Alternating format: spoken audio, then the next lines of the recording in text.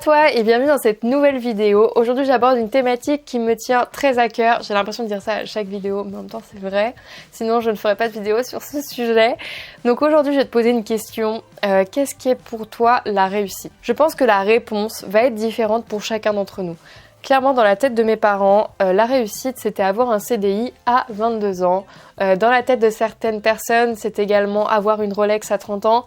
Dans ma tête, la vision est bien différente et je vais aujourd'hui te partager cette vision. Donc déjà, je vais revenir un peu sur mon histoire parce que je pense que c'est important pour cette vidéo particulièrement. Sache que j'ai été pendant 3 ans dans le salariat dans des entreprises dont je ne partageais pas particulièrement les valeurs et c'est quelque chose qui m'a vraiment fait mal. Je ne trouvais pas dans mon quotidien une adéquation entre le travail que je faisais et mes valeurs profondes, telles que justement l'éthique ou encore l'écologie, toutes ces choses qui font de moi une personne à part entière ne correspondaient pas, je ne m'y retrouvais pas dans mon travail. Quand on pense à la réussite, je pense que la plupart des gens ne se posent pas la bonne question, que ce soit toi ou moi, en tout cas moi il y a quelques années c'était mon cas. Quand on pense à la réussite, on pense directement à de la richesse matérielle. Et je pense que c'est une véritable erreur.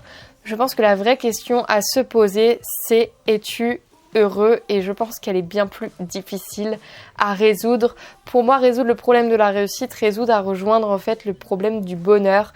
Et devenir heureux, atteindre le bonheur, c'est quelque chose de très compliqué. Et la preuve en est qu'aujourd'hui, sur le marché du travail, il y a de plus en plus de coachs en développement personnel qui te prédisent d'atteindre le bonheur, des choses qui ne sont pas si faciles à atteindre.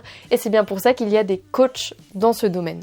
Aujourd'hui, je vais te poser des questions et je pense que cela va pouvoir te permettre, en tout cas te mettre sur une voie pour répondre à est-ce que toi tu as réussi dans ta vie?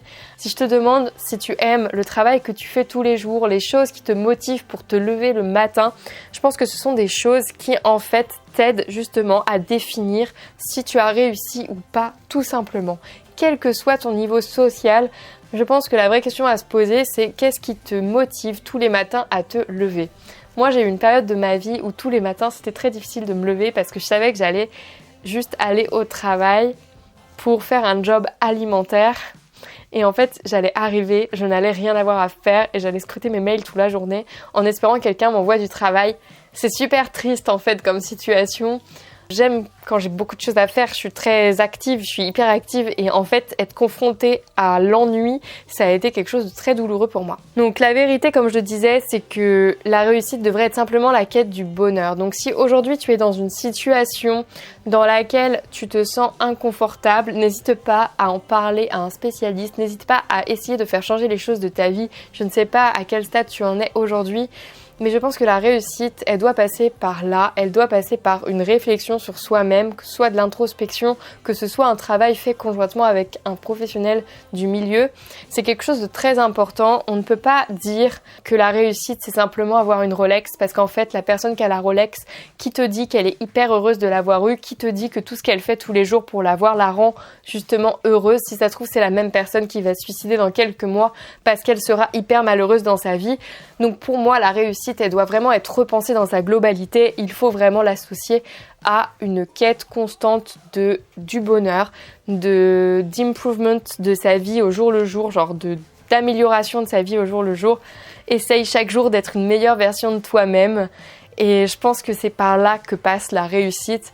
Même si aujourd'hui j'ai pas atteint tous mes objectifs, j'estime que j'ai réussi. Pourquoi? Simplement parce que je ne reste pas là les bras croisés et que j'essaye. En fait, le seul qui va échouer dans sa vie, c'est celui qui n'aura pas essayé.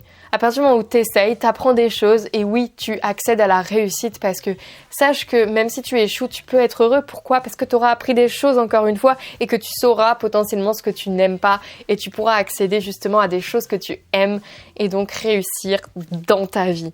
Donc t'inquiète pas, si tes parents te disent qu'il faut que tu réussisses ta vie, dis-leur qu'actuellement tu es heureux et que tu considères que tu as déjà réussi.